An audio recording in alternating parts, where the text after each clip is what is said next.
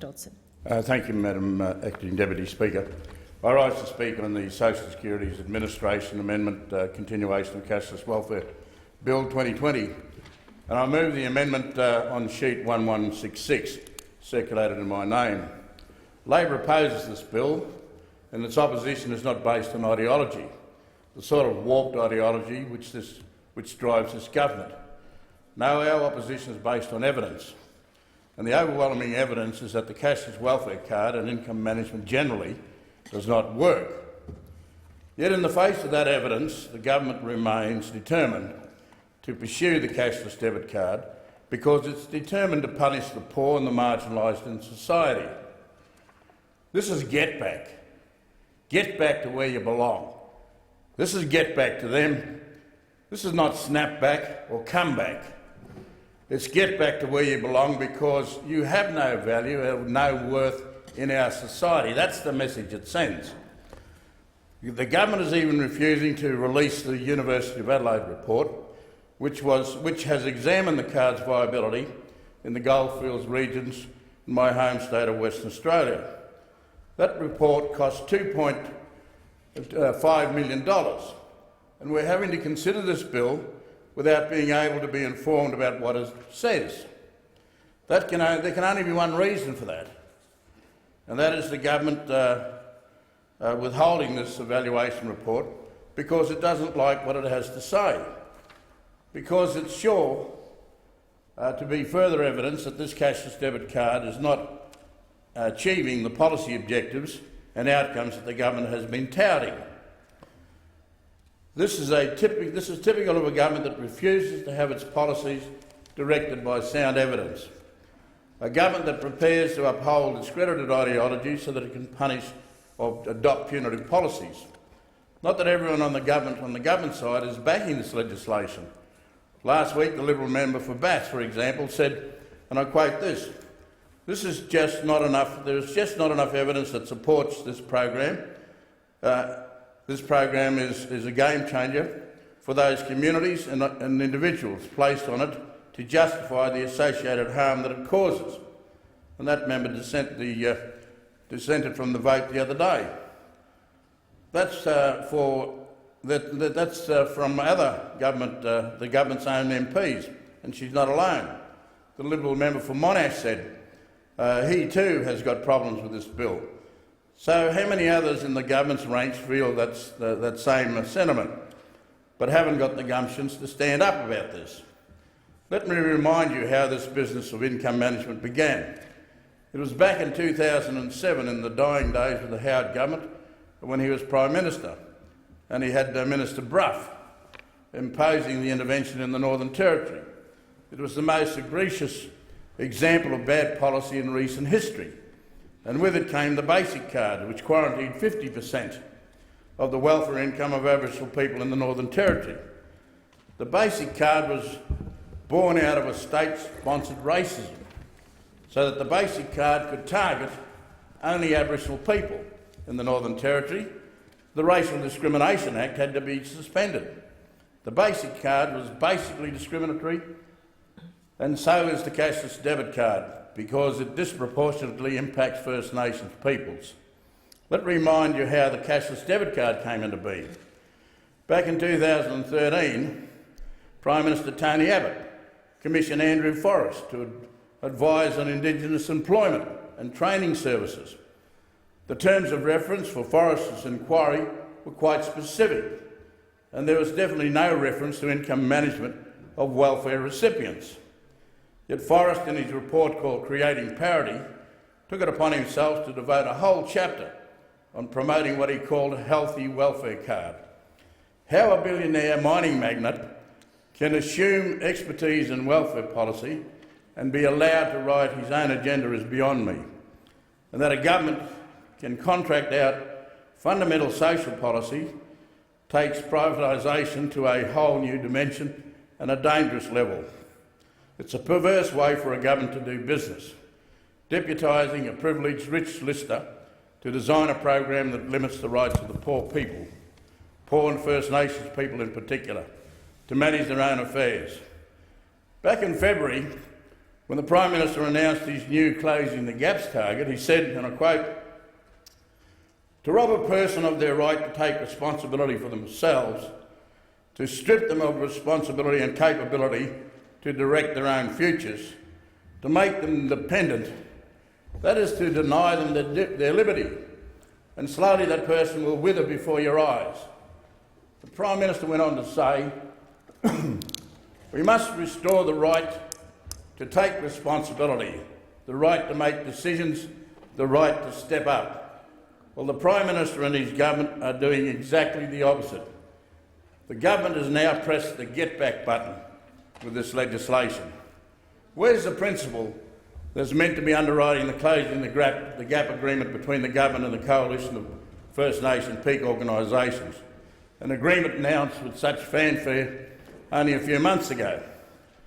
This bill flies in the face of the flowery rhetoric that followed when the National Agreement on Closing the Gap was signed back in July. The National Agreement was meant to signal a turning point in the relationship between Aboriginal and Torres Strait Islander peoples and the government. It was meant to be based on shared decision-making on policies and programs that impacted the lives of First Nations peoples. In the past, Labor has been prepared to support income management under certain circumstances, but now we're opposing the permanent imposition of the cashless debit card because of the evidence it isn't working, and there's no choice for people. Let me remind you of the National Independent Study into the expansion of income management, which was published in February.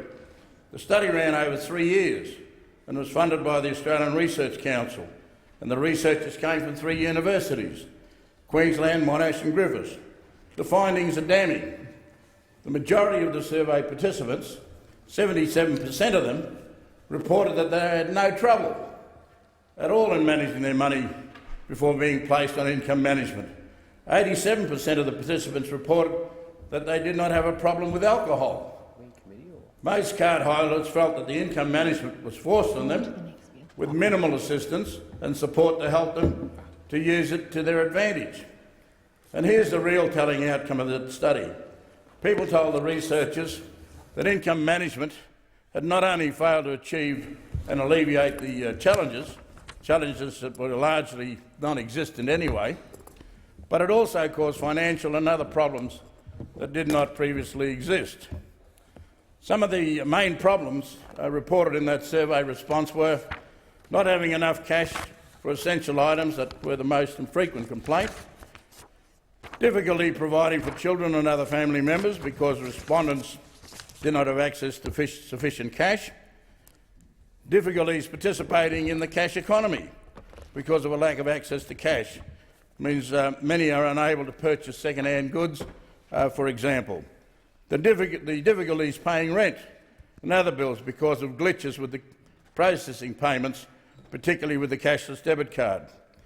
You'd think that with that evidence in hand, the government would consider this intrusive and discriminatory legislation. But no, let's crash on, they say. Let's not worry about the impact of the legislation on the most vulnerable of our population.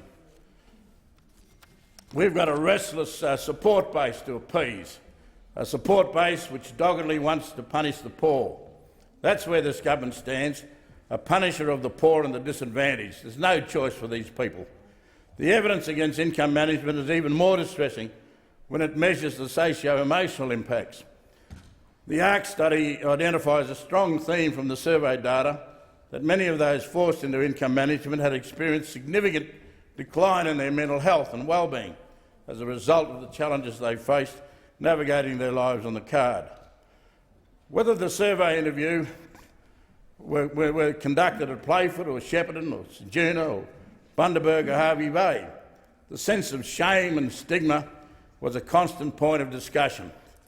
Generally, findings from the survey indicated that most respondents felt income management had been harmful rather than helpful. That to me is bad public policy, and we're on the side against it. And what has this government done to prepare the people of the Northern Territory for the serious changes they'll have to navigate? Late last year, I received a delegation of First Nations people from Central Australia. They were upset at the lack of consultation about the introduction of the cashless debit card. These people were well aware that the use of the card depended on access to telecommunications and postal services. But in many remote communities in the Northern Territory, those fundamental services that we all take for granted here are simply not available. No matter how often the government might assert that there's been widespread consultation about the imposition of the cashless debit card, the people who sat down in my office that day and whom I see on the streets of Broome every second day of the week, if not every day of the week, as a consequence of these policies, left my office with a very different story. Those 25,000 or so people in the Northern Territory who are on the basic cards, more than 80% of them are Aboriginal people, are to be moved arbitrarily onto the cashless debit card. There's no choice for these people. And don't anyone be distracted by the government's argument that the cashless debit card is technologically superior and cheaper to manage. Well, who's benefiting from the card? Certainly not the people who are on it. Because no matter how sophisticated, user-friendly the technology might be, it still derives a policy that is punitive and discriminatory. Try living the life of some person on this card. Well, might you laugh, senators? Because no matter how sophisticated or user-friendly the technology might be, it still derives a policy that is punitive and discriminatory.